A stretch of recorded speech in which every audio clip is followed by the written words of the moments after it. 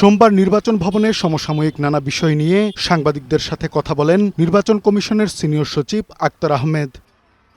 এ সময় তিনি রাষ্ট্রপতি নির্বাচনের অগ্রগতি সম্পর্কে জানান। আমরা ভোটার তালিকার জন্য পার্লামেন্ট সেক্রেটারিয়েটে ওনাদের কাছে অনুরোধ করেছি যে ভোটার তালিকাটা ওনারা দিবেন। তো সে ভোটার তালিকাও এখনো পর্যন্ত পাইনি। কাজেই ভোটার তালিকা পাওয়ার পরে রাষ্ট্রপতি নির্বাচনের তারিখ এবং শিডিউল এই জিনিসগুলো নিয়ে চর্চা হবে। ইসি সচিব জানান, স্থানীয় নির্বাচন নিয়ে সরকারের পক্ষ থেকে সুস্পষ্ট সিদ্ধান্ত না আসায় আপাতত ভোটার তালিকা চূড়ান্ত হচ্ছে না। স্থানীয় সরকার নির্বাচনের সম্পর্কে সুস্পষ্টভাবে আমাদের কাছে কোনো নির্দেশনা নাই।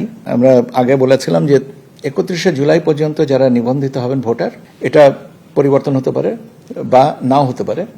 তো এটা পরবর্তীতে কমিশনে যেভাবে আলোচনা করা হবে সেটা যদি সংশোধিত হয়ে ধরেন 31শে জুলাইয়ের পরে আরো 15 দিন বাড়লো বা 1 মাস বাড়লো, তাহলে আমরা সাপ্লিমেন্টারি ভোটার তালিকা করব।